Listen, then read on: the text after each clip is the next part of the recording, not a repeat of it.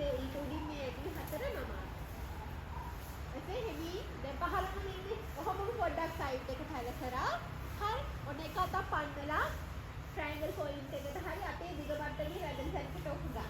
ඒක අනිත් අත හිමි පුරේ නිදහස් කරලා අත් දෙක උඩ කන දැන් බඩ තියාගන්න. එහෙම ගන්න අමාරු නම් හොඳට අත දිග අරින්න. ඊට මේක ටෙක්නික්ලි වැලපිටේ පොඩ්ඩක් මේ උඩට අත යට කරනවානේ. වැලපිටේ උඩට සපෝට් කරන්න ඕන.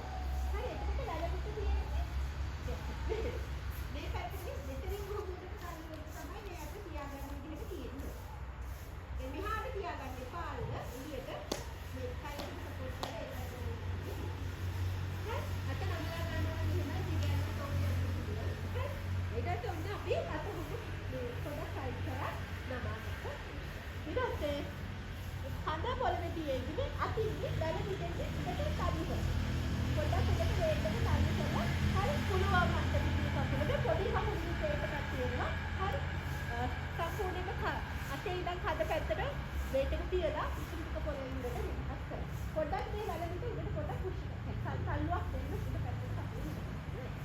එක්ක එමු අපි එහෙනම්. හරි. සයිඩ් බලන්න බා පුළුවන් තරම් ඉස්සර හදලා රෙඩි. රෙඩි? හරි. එන්න හොඳ හුස්මක් එක්ක උඩ පැත්තට